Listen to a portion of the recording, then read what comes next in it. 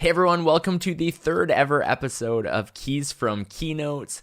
This was such a fun conversation. I had the chance to interview Swish Goswami, whose resume and list of accomplishments is incredibly long and impressive. He's an entrepreneur. He's the host of a podcast called Track Limits. And when he has any spare time, he's also a great public speaker who many companies are looking to hire out on a regular basis. And we talked about all sorts of things. Swish dispelled this rumor or myth that every entrepreneur is automatically a good public speaker. And he talked about how he's been working on this skill set since 7th grade when he joined Debate Club. He talks about whether he gets nervous before presenting. He talks about why he chooses not to use slides or visuals in most of his presentations. Then we dive into the difference between digital presentations and in person, giving a speech over Zoom versus in front of a room full of people standing on a stage. And finally, we get into Swish's most embarrassing speaking moments, which are hilarious, and so much more. You're going to want to listen or watch this episode in its entirety because there's so much great value and it's just a fun conversation to listen to. Enjoy. Well, hi there, and welcome to Keys from Keynotes, an interview series that taps into the knowledge and expertise from some of the world's greatest public speakers. And on this, the third episode of Keys from Keynotes, I'm joined by Swish Goswami, who is first and foremost an entrepreneur. Currently, Swish is CEO and co-founder of Surf, which is a tech company that compensates people for their data passively and anonymously. But that is only the beginning of the list of accolades for Swish. By the age of 25, he had started 6 high-impact ventures across 4 industries. He's been named to Bay Street Bulls 30 Under 30, recognized as Startup Canada's Young Entrepreneur of the Year, and awarded with the United Nations Outstanding Youth Leadership Award. He's also host of Track Limits, and in whatever spare time he has left, Swish is a powerful public speaker, which will be the focus of our conversation today. Swish, welcome to Keys from Keynotes. Thanks so much. Appreciate it. It's great to reconnect with you, Wade. It's been a couple of years, but I'm very excited to chat with you again. Yeah, thanks so much for doing this. I want to start off with a conversation you were having on a podcast from a few months ago. And you said that there's a bit of a misconception sometimes that entrepreneurs are automatically strong public speakers. And you said for you, that's not been the case. You've been working on this skill since 7th grade when you joined Debate. First off, why do you think that that misconception exists? Well, I think when you think of entrepreneurs, you think of them as extroverted, right? You think of someone in a boardroom that's commanding, authoritative, someone who can pitch, someone that can easily answer questions on the fly. I don't think that's wrong, to be fair. Like most CEOs, especially, do have leadership qualities that they adopt over time. Most CEOs tend to be fairly outspoken people. There are obviously exceptions, by the way, to this rule, but generally, I do see a lot of commonality between great public speakers and great CEOs or great entrepreneurs in general.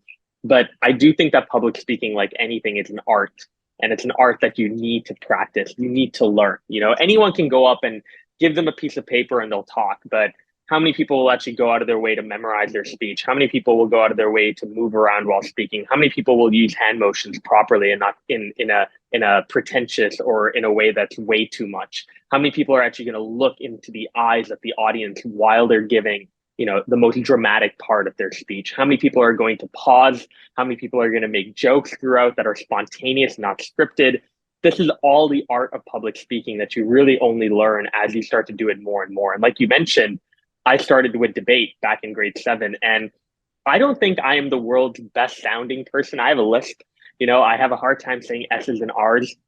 I still have that problem to this very day.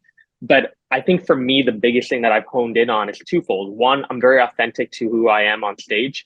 So you really do get what you see. You know, I come and I present in not an artificial manner. I present as if I'm just having a beer with my friend. And that's my persona and demeanor on stage as well.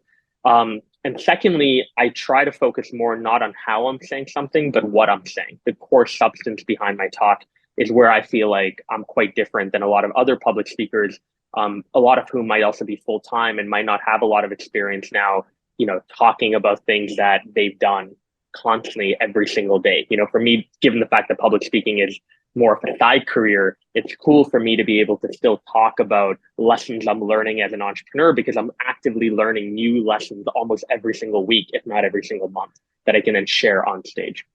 So how did that seventh grade debate help you at the time? And then since then, is this something you've continually worked on, or how do you continue to hone that skill? Yeah, great question. Seventh grade, I mean, joining debate was such an incredible opportunity for me. My brother, candidly, is a huge influence here. He's 4.5 years older. When I joined debate in grade seven, he had won the world competition for debate in Qatar, and he was in grade 12 at the time. A lot of pressure already set on me to do well in debate, but I ended up doing fairly well, joined Team Canada like him in grade 10. I sadly never won Worlds, but I made it to the final in grade 12 against Singapore. I lost sadly, but it was still great to be able to represent my country, to debate at various competitions. And again, debate was, one of those things where I also started realizing what my special sauce was. And when it came to debate, I really tried balancing how kind of dynamic I was as a speaker. Like I try to make sure that if I was a judge, I wouldn't try to bore them. And a lot of debaters, they're very technical. They'll show up in a very formal way. They'll debate in a very formal way. I'm way more animated. I'm way more loose. I use slang words. I am professional in certain contexts, but like I tried to make it a little bit more fun. When you heard me talk, you were going to laugh, you were going to smile, but you hopefully were also going to take away some important nuggets that ideally would allow us to win the debate. So I realized that very quickly that, I'm not the smartest in the room. I'm not the best sounding person. Why don't I try bridging the gap between the two and try to be a hybrid of both? And that's what worked well for me in debate. Even to this very day, though, yeah, I do practice public speaking. I do maybe 2 or 3 talks a month. Sometimes it's virtual, which has been a totally different beast, by the way, for our industry to be able to figure out how to keep people engaged virtually on Zoom. And then obviously most of the time it's in person. And I think when you come out of a speech, you already know in your gut whether it was a good talk or not. Like I'm very critical of myself sometimes too, where I'll come out and I'll be like, that could have gone a lot better. And I'll actually write notes like how it could have gotten better. So I kind of, if I give that same talk the next time, I remember what to focus on. Maybe there are 2 or 3 things that I really need to focus on the next time. Do you get nervous before you present? Absolutely, 100%. There's not a single talk I've given where I haven't felt nervous before. It's not nerves to the point where like I can't speak or like I'm breaking out in a cold sweat, but it's more nerves as in like I don't eat or drink anything before my talk. Like I can't have if there was a talk at 2 p.m., I'm not having lunch before. Like I can't do that. And I caught some really cool advice from my mother on this. She was like, one way to look at why you're nervous is people who are nervous, especially before public speaking, it might be because you actually care about your talk. Like you care so much about leaving the best impression or delivering the best message possible, which is why you're nervous. And for me, I actually believe that. Like I don't generally care what people think about me. I don't care how they perceive me too much. I think it's more of like I get nervous because I've had moments in the past where I'm like, I smashed it out of the park. And it's always the nerves going in to be like, can I live up to that expectation that I have for myself now based on what I know I'm capable of. So it's almost like a challenge going into a talk to make sure that, you're delivering the best performance, you're delivering the best speech, especially if you've done it before, that you're not, declining in performance. And obviously I care. So I think that's probably why I'm nervous before I go up. The first time I had the chance to see you speak, it was probably now 8 years ago, 7 years ago, something like that. It was at a Remax event, and I thought you did an incredible job. But one thing that impressed me, probably beyond anything else, was the fact you used, I think, zero visuals. So you just stood on Yeah. stage for an hour and you talked, Yeah. and you were able to keep the audience engaged. Is that something you typically do? Like, is that your kind of go to, or do you like to rely on visuals? And then the part two to that question is, it seems like it would be much harder to keep the audience's attention without those visuals. So how do you Mhm. overcome that? Yeah, it's a good question. There's 2 answers to this. I think one is like my real answer, and the second is kind of a side answer. The real answer is I do find visuals to be distracting. This is just me as an audience member. Like when I was growing up, and anytime a keynote speaker would come to our high school, even to come and give a talk, I found myself losing attention and kind of looking at the visuals and maybe focusing more on what was on the slide than what the speaker was talking about. So for me, I found that if I can be charismatic enough, if I can give a message that's fairly unique, novel, different, if I can really like move around, look at people in the eye to re-engage them, because that is a big part of it, right? Like you don't want to just be staring at one part of the wall, which is what a lot of public speakers do. And they look like, they look very like they don't look down, they don't look to the side, they don't look in the back, they don't look at people in the eye, which if I was an audience member and I'm just seeing someone look literally right by me and not at me, I'd probably lose interest after 10, 15 minutes. So there's small things that I try to do to be able to kind of mitigate any risk of people losing kind of focus and attention. The second kind of side answer is I'm also just lazy, So when it comes to putting together a slide deck, again, public speaking is not my full-time career. And there's obviously so much happening across Surf and across the podcast and a lot of the volunteering that I do for League of Innovators or Covenant House, that takes for me a bigger priority right now than public speaking.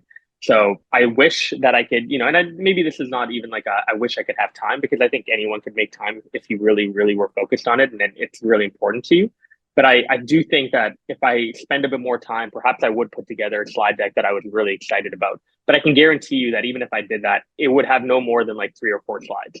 And the slides would be like videos that I would call people's attention to once and then not reference it again. Because again, I don't want to have 15, 16 slides and rely more on that to keep people engaged than my talk and my persona and my demeanor on stage. First off, I find it hilarious that you call yourself lazy given all the things you've got on the go. But in that aspect. yeah. Well, what's interesting as well, and you gave a very good reason for that, the fact that there's the distraction element. On the first episode of this series, I chatted with Giselle Ugardi, and she was talking about challenging speakers to have an unplugged version of their speech because for all the what ifs, right? What if the AV is not working? What if the slideshow is not working? That kind of thing.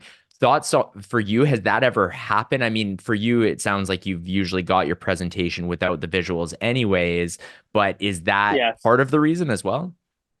No, not really. No, I've never had an AV system or anything fail on me. I kid you not. It's really just because I don't think it's that valuable for the type of talk I give, that I really, again, I pride myself on being intimate. I pride myself on being very like, interactive with the audience. I ask a lot of questions. I get people to put their hand up a lot. I interact with the audience. If I see someone laugh, I'll call them out. I'll ask them what their name is. I try to understand, the kind of room itself in terms of getting to know people's backgrounds and stuff through my talk. So that's what I like to do, right? And I'm actually unorthodox in a few other ways. Like I don't like wireless mics. I like a handheld mic. And I think it's because I grew up watching so much stand-up comedy, and no stand-up comedian tends to have a wireless mic. I love having a handheld mic. I love slapping the handheld mic on my knee to make that kind of sound when you want to be able to get people to laugh.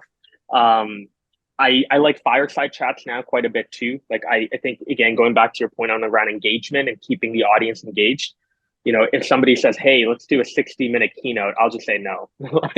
I'm not doing a 1-hour keynote. I'll do a maximum 30 minutes for a keynote. I love going into Q&A after. That's, in my opinion, the most valuable part of any talk, is people asking questions that are really rooted in their experience and what they want to hear and what their context is. But I like a fireside chat too, to be fair. So whenever people are like, you want to do a 30-minute keynote, I'm like, do you want to just do a fireside chat? Like, you guys come up with the questions. You can ask me about anything. Don't share the questions with me beforehand, by the way. Let's keep the conversation very spontaneous. But that way, at least you're going back and forth. So the audience is hearing 2 different voices. And I love moderators as well that have their own experiences that they bring up through the context of whatever it is I'm talking about. So they're kind of getting to share their own experience as well. That, in my opinion, is the best medium where I feel like I also shine the most. For me, I find that quite admirable because for speaking, Q&A is one of the parts that makes me nervous, and I embrace it. However, the reason it makes me nervous is that's the part you can't really prepare for, right? You don't know what types of questions are coming. How do you approach that if you do get a question from time to time that maybe it's over your head, you don't know the answer? How do you deal with that? Yeah, just say you don't know. Going back to, you get what you get with me. Like, if I don't know the answer to your question, I'll just tell you right away, I don't know. I'll obviously try to give my best guess. Like, I do preface it by saying, I don't know, but here's what I think, but take it with a grain of salt. But I think it's important, right? Like, I I think in today's world, like we need to look at public speakers on stage and not idolize them as gods or experts. I hate that word, by the way, because I don't think truly, the art of public speaking is meant to be like a one-way street or a one-way conversation. I think the most like, in my opinion, the best public speakers are interactive with their audience, and it's a two-way street where you kind of come off as relatable and you come off as someone like them because you don't know everything. And that is the beauty, is like through their conversations, what they bring up, the questions that they have, maybe their take on a question that they have. Like sometimes people ask me a question, I don't know the answer to it, but I say, what do you think? And I hear what they think. And that's great because now I'm kind of learning on my side too. That is the beauty of public speaking, in my opinion. So I love Q&A. I love Q&A. I think it also takes me back to debate, right? In debate, you realize very quickly that the most important thing about public speaking isn't even speaking, it's listening. It's listening to what the other side says. And if you don't do that well, you're not going to be a good debater. If you don't listen to what, during Q&A, someone's really trying to get at and tackle the hardest version of their question, you're not going to be a very effective public speaker. You mentioned earlier in the conversation that you've had speeches where you come off stage and you're like, that wasn't maybe the best, or, wasn't my best performance. How do you deal with that in the moment? So let's say you're on stage, maybe it's a big room with not full of people and the energy isn't there, whatever's happening, and you're partway through. Have you ever had to deal with that doubt mid-speech? Yeah, I think so. And there's not really much you can do, right? Like I think some people advise like, oh, get the room to stand up, get them to stretch. It's always great to get them to stand up, stretch, kind of recalibrate, and then get them to sit down again. That can work. If things aren't going well, they're not going well, right? I think the worst thing you could do is force humor and force energy. You know what I mean? Like getting people to like, all right, can I get a woo? And like halfway through just to try to wake them up, like you're gonna collapse. That's not gonna be great. I think what you really should do is work people up to your tempo. So even when I start off speaking, by the way, it's not like I'm coming up being like, hi guys, my name's Swish, and like really quickly and like very energetic. Like I'm not trying to do that. I'm trying to come up and just be a little bit more candid, more patient, a little bit more, getting even kind of my groove, feeling a little bit of like what I want to say and like starting to remember the type of messaging that I want to share. And then once I feel very comfortable with that, that's where, especially after a few people laugh, a couple of interactions with the audience, and when you start to like, ramp things up and you start to bring people up to your energy and you start to excite people. Sometimes it works, sometimes it doesn't. Again, I try not to, come off stage saying, oh, it's the audience's fault. Even if, you got a room that's half packed, you could probably have made them laugh. You could have probably left them with something that made them smile. You could have left them more informed. You could have got them to ask more questions if your talk was truly engaging. So I do, again, try to be a little bit more critical on my own performances rather than just blame the crowd. But obviously there are, by the way, some situations where like, even if you gave the best talk you possibly could and you killed it in one room, there just might be an audience in the other room that doesn't find your talk as appealing, and that's fine. You just got to move on and keep going. When it comes to building the actual structure of your speech, I know that you are a writer, you enjoy writing. Is that part of your Yes. process? I mean, do you write out the full speech and then go from there? No, no, I typically don't write out the full speech. I think the only time I've ever had to write out a full speech was I've given 4 TEDx talks now. One of them, the first one I ever did, TEDx U of T, made me write out my whole speech. And I hated that. The other ones, by the way, did not ask for it, thank God. But if they had, I wouldn't have done it. Um, because yeah, just find you're so kind of confined to what's on paper now. When you start trying to remember every single word, and I know people who like they write pause and they write like wait for laughter as like hyper notes in their speech, and I'm like, that's just so like it's so cagey. It feels like you're boxed now, and you're not able to kind of loosen up, be spontaneous. A lot of my best ideas on stage come spontaneously. They just come from a thought that I had or an interaction I've had with someone which sparked a memory or an experience that I had that now I can share. So I like to keep things a bit open-ended. That being said, I do have a general structure that I write out before, and it's a couple of bullet points. So I definitely love to, by the way, write out my intro. So if I have a joke or if I have like a couple lines I want to share at the beginning, I'll definitely write that out because you want to start off strong and kind of, again, get into that groove as quickly as you can. And then I have like these high level themes. So like the most requested talk that I do is called You Inc. It's like a personal branding talk mixed with entrepreneurship. So I typically then start off talking about entrepreneurship. I talk about building a business. I talk about finding your co-founder, fundraising. I then talk about, well, what if you didn't even want to be an entrepreneur? Because the likelihood that every single person in the audience wants to be a business owner is very low, given the talks that I do. And so I talk about having an entrepreneurial mindset. Even if you work a corporate job, how can you have an entrepreneurial mindset? What does that look like? How can it benefit you? Then I transition into networking. Then I transition into personal branding, and I end off with mental health, which is a more soft note to end off on. That's the general structure that I have. I have some points, kind of bullet points that I write out beforehand under each. A lot of interaction typically with the organizers as well, in terms of understanding who's in the audience, what are they looking for, what's their background, how old are they typically, and that'll kind of curate a little bit of what I want to say under each bucket. But then I just go up and I look back at my speeches sometimes and I realize that, 20% of what I wrote down, I didn't even say. And that's fine, because hopefully I've replaced that with something that was a little bit more interactive, personalized, a little bit more spontaneous, and again, more personalized to the kind of audience that I was speaking to. What about immediately pre-speech, right? So you're 15 minutes before, maybe you're getting mic'd up or getting your handheld Yeah. mic ready to go, and you're standing to the Yeah. Yeah. side, or even Yeah. in the hour leading up to that. I mean, is there any routine that you have? Do you listen to like a pump-up song? Like, what is your pre-stage routine? I just talk to people. I'm really annoying backstage. If there are other keynote speakers around me or if there's organizers around me, I just talk to them. I love talking to them. Hopefully have a couple laughs, get my energy a little bit high, kind of, make sure that everyone backstage is feeling positive as well. Because a lot of times when I speak, I always feel like we're part of a team. You're part of this team with the people doing lights, the people on audio, the people, if you have slides, on AV, obviously the organizers, the moderator, or the person who's going to introduce you. You want to make sure that everyone from start to finish is amped and is ready to go for your talk. So that's what I like doing. I maybe drink like a sip of water right before I go up, just because I want to make sure that I'm, cleared my throat, fully ready to go. And then, we get along with it. I love it. And one of the easiest, by the way, icebreakers that I have is, typically an introduction is read, right? Like, here's who Swish is, blah, blah, blah. It's a blurb. And I come out, and my first question, if I really want to get people just a little loose, is, well, how many people here, by a show of hands, had no idea who I was before that intro was read? And of course, a majority of people in the audience will typically put their hand up, and I'll just be like, well, fuck. And it's a great way because, people immediately know that, oh, this person doesn't take himself too seriously. And we're going to, hopefully laugh right away, which gets the energy going a bit. And I can kind of then share, it transitions well into me then sharing a little bit more about my background, but not in a bio, but more in terms of my story growing up in Singapore, moving to Calgary, where I got the entrepreneurial bug from. Like, the stuff that you wouldn't hear in a bio is what I can kind of go into as a really good transition from there.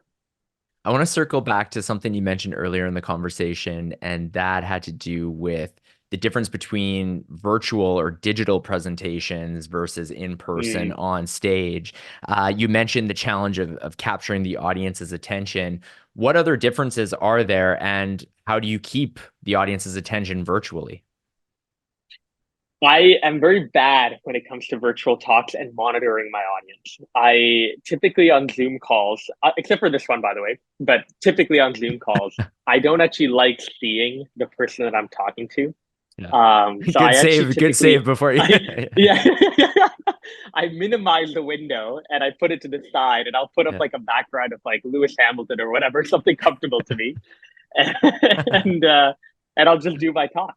So I think virtual talks are difficult because you really don't know if people enjoy your talk or not. Like, there's some jokes where like sometimes people might come off mute and laugh, but typically they don't. So I find the only way to really judge the success of your talk is how many questions do you get after? Like, because you can't really, again, you can see them. I don't prefer to see them.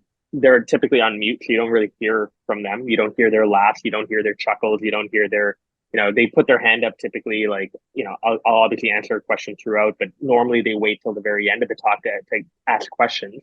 So I really only can judge whether or not my talk landed well with someone if I get a lot of questions after, or even if I don't get a lot of questions, if the questions I get are very like, here, you said this, and I want to kind of unpack that a little bit more. So it's not vague questions. It's more like very targeted to what I've said, and people were clearly taking notes on what I've said. I find that fascinating. It's been interesting. I mean, this is only the third interview I've done on this series, but each one I've taken away something, and just that idea for virtual speaking, because it can be a hang up sometimes. Sometimes somebody's on their Zoom call, maybe something else is happening and they're being erratic, waving their hands, and it can really throw you off probably as a speaker. I love that you just like completely minimize it, move it to the side. That's something Yeah. I might have to do in the future. I love that. I want to come back to another thing you said earlier in the conversation, and that was the joke about laziness when it comes to public speaking. You were Mm. on an interview with Sean Kanungo, and you were talking about maybe an opportunity that you had to leverage these talks more with some more short form content, however, the work behind it. But I did notice on Instagram, you've been sharing a few more of these in the last couple months. Is that an intentional, Yeah. like, can we expect to see more of that type of content? 100%, 100%. I've been trying to cut up talks that I've given now because I find that any talk I give, there are actually like some parts of it that I'd love for my community to see. And they're like, especially the talk actually that I'm cutting up right now is a talk on mental health that I gave at an event called Fuck Up Nights Toronto. And it was the first time that I'd publicly talked about like my experiences with anxiety and like in a very open, vulnerable way, like a very descriptive way, what I went through, what triggered it, what I kind of did to like combat anxiety, how I live with it today. I shared kind of my experiences with that very openly. And then I was thinking to myself, I'm like, well, I gave the talk and like it was well received and people enjoyed how authentic I was and how open I was to having that dialogue. But I kind of want to have that same conversation now online. So why don't I cut up, parts of this talk and share it on LinkedIn or on Instagram so that I can continue these conversations online with my community.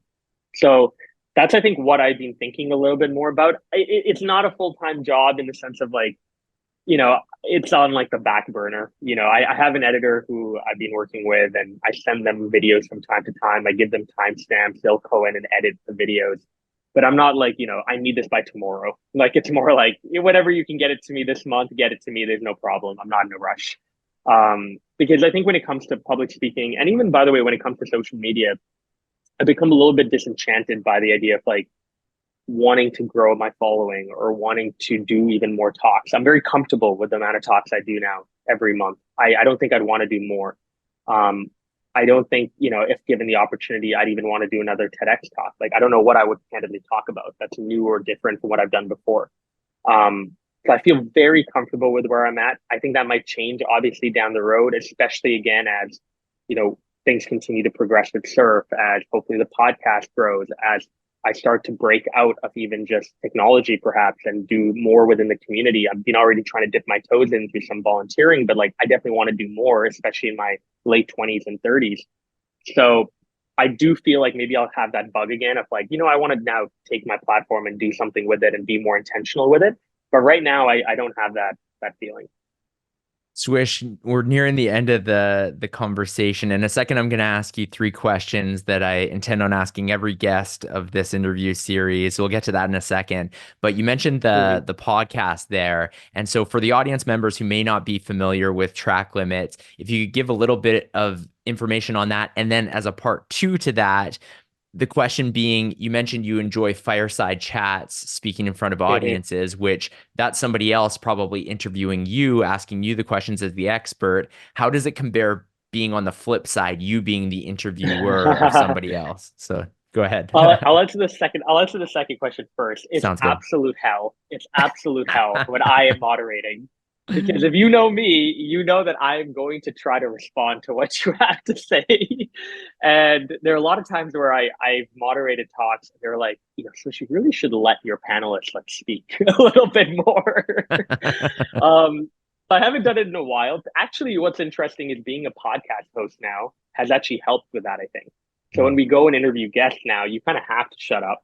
You kind of have to let your guests talk. Yeah, you can kind of respond to what they say, and there's ways to do that. There's also times to do that. So I think I've kind of learned that by being a podcast host with some of my friends, but I haven't moderated a talk in a while. I just remember, maybe a year ago, 2 years ago, I did it. I didn't really enjoy it, nor do I really think I'm good at it. So maybe I'll come back to it down the road and see if I'm better at it. In terms of the podcast, Track Limits, if you're a motorsport fan into Formula One, into IndyCar, into endurance racing, check it out at Track Limits on Instagram, one word. And it's a podcast that I started with some of my best friends who were really into motorsport as well. We wanted to get involved in this world. So we said, well, why don't we pool our resources together, pool our passion together, and go out and travel the world and interview drivers, mechanics, engineers, team bosses, people that work in various departments within these teams to get to know the sport in a more intimate way and hopefully let our audience also get an understanding of Formula One or IndyCar in a much deeper way they ever could. So we've now done, I think, close to over 40 episodes or 40 guest interviews in over 17 countries around the world. And we're going back out to the UK mid-June to mid-July to record a few more episodes. We're currently in the midst of season 2, and it's been pretty exciting. I love that. I love that you went after that. And the other thing I think is cool is what you mentioned of the fact that you pooled your resources. I mean, I'm guessing off Yeah. the start, brand new podcast, people aren't flying you out to these places to go do it, but you No, kind of took a leap of no. faith. Cool. Yeah, Well, equipment as well, right? Cameras and audio equipment, everything we brought with us, traveling around. And it's been insane because I've just learned how much work and effort goes into making a podcast. I think each one of our team members had, because we all have different roles, whether it's like my friend Henny, who does all the marketing and production, whether it's Bevan, who does all the sponsorship, Mikey with the logistics and the questions for guests, me on like sourcing guests, helping with sponsorship, doing the watch parties, trying to get us access for races. Like each one of us has our own kind of role, but it's been cool to come together with your best friends and build something out of passion. I love that. All right, on to the final 3 questions. Question number Mm-hmm. 1, who is your personal favorite keynote speaker? Sean Canungo. Wow. I'm gonna tag Sean in this clip and he is going to you're gonna make his day. Love that. He's the best. He's the best. He's the GOAT. Especially, by the way, I'll say one thing during COVID, the fact that he went and rented a theater and did all of his talks out of there is like the biggest and most badass move I've ever seen a speaker do. So big props to him. 100%. Such a great answer. Question number 2, what is your most embarrassing speaking moment? There's two that popped up right away. I think number one, it was the UN Youth Assembly. I think this would have been like 2016 or 2017. And there are two panels that were happening simultaneously in two different rooms. And I accidentally went into the wrong room and sat down in the panel. And I had no idea about what questions were being asked. But like at one point, I thought I was talking about entrepreneurship on my panel, which I was supposed to. But we started talking about like GMOs and agriculture, and I just like looked around. I'm like, this is weird. Like, what are they talking about? And I think the moderators thought that I was an audience member. Like they didn't actually realize because it was the desks were so close to where the students were, and the students were kind of engulfing us all around like an oval. So I think she just thought that like I was an audience member kind of sitting near the speakers. But at one point I looked at her and I'm like, hey, am I in the right room? And she's like, are you a speaker? You're not supposed to be here. Oh my So goodness. I ended up joining the other panel like 15 minutes late. But yeah. That's hilarious. What was the second thing that came to mind? Oh, the second one came to mind. I almost fell off stage at a Signet Jewelers event. I was very passionate about, I guess, what I was saying, and I didn't notice that the stage was set up in a way where there was like these two carved out holes, essentially, like on the right and the left side. And I'd known about these coming up on stage, but I guess I forgot while I was speaking and like walking around left to right. So there was actually a moment where my left foot, I felt it going down nothing. And I looked down and caught myself at the last minute. But I literally told everyone that I would have had like a Travis Scott moment. I don't know if you've seen that moment where he falls down Yeah. when he's performing with Drake. It's so funny. And I almost had that moment where I just fully fell into a hole on stage with a bunch of jewelry brands like Kismet and Peeper Jewelers all in the audience, which is pretty funny. Those are both hilarious. Oh, such a good answer. And the final question, if you could speak at any venue in the world, where would it be? That's a good question. I don't know. I'll give you a serious answer. I'll give you the non-serious answer that came to my head. I think the serious answer, probably the White House. I think the White House would be a really cool place to speak. Like at the garden of the White House would be incredible. My not serious answer. I don't know why I thought this. My favorite building in Europe and specifically in London is St. Paul Cathedral. Mm. So I was like, why don't I do a public speaking talk there? But I think that'd be weird if I wasn't a priest or if I wasn't the Pope. So yeah. Love those answers. Swish, this was such a fun conversation. Thank you for joining me on this episode of Keys from Keynotes. Thanks for having me. Appreciate it.